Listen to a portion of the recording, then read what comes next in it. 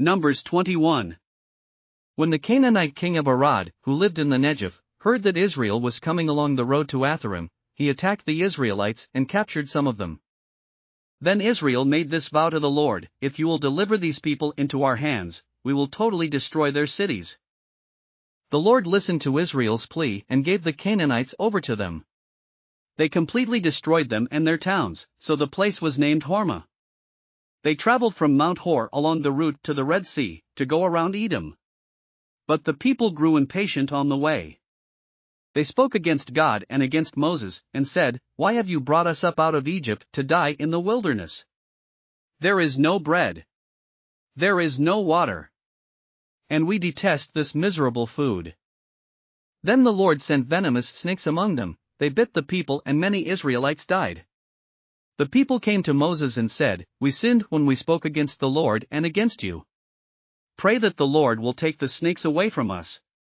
So Moses prayed for the people.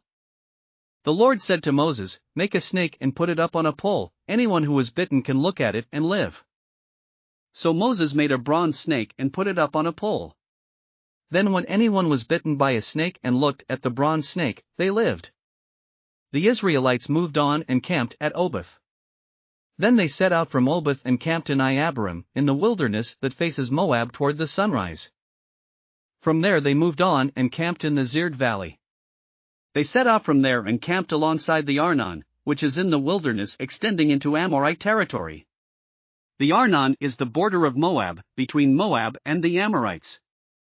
That is why the book of the Wars of the Lord says, Zahab and Suphah and the ravines, the Arnon, and the slopes of the ravines that lead to the settlement of Ar, and lie along the border of Moab.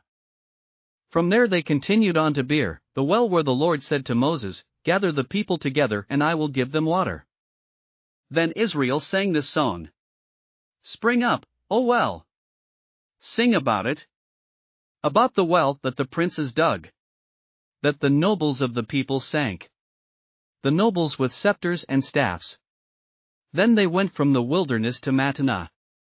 From Mattanah to Nahaliel, from Nahaliel to Bamoth. And from Bamoth to the valley in Moab where the top of Pisgah overlooks the wasteland. Israel sent messengers to say to Sihon king of the Amorites, "Let us pass through your country.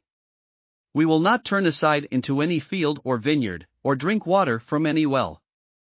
We will travel along the king's highway until we have passed through your territory." But Sihon would not let Israel pass through his territory. He mustered his entire army and marched out into the wilderness against Israel. When he reached Jahaz, he fought with Israel. Israel, however, put him to the sword and took over his land from the Arnon to the Jabbok, but only as far as the Ammonites, because their border was fortified. Israel captured all the cities of the Amorites and occupied them, including Heshbon and all its surrounding settlements. Heshbon was the city of Sihon king of the Amorites, who had fought against the former king of Moab and had taken from him all his land as far as the Arnon. That is why the poets say, "Come to Heshbon and let it be rebuilt. Let Sihon's city be restored." Fire went out from Heshbon, a blaze from the city of Sihon.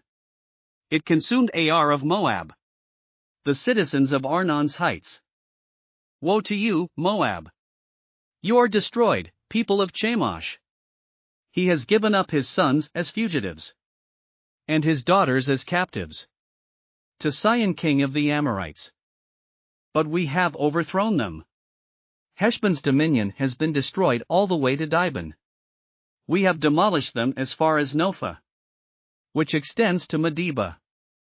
So Israel settled in the land of the Amorites. After Moses had sent spies to Jazer, the Israelites captured its surrounding settlements and drove out the Amorites who were there. Then they turned and went up along the road toward Bashan, and Og king of Bashan and his whole army marched out to meet them in battle at Edrei. The Lord said to Moses, "Do not be afraid of him, for I have delivered him into your hands, along with his whole army and his land. Do to him what you did to Sihon king of the Amorites, who reigned in Heshbon." So they struck him down, together with his sons and his whole army, leaving them no survivors. And they took possession of his land.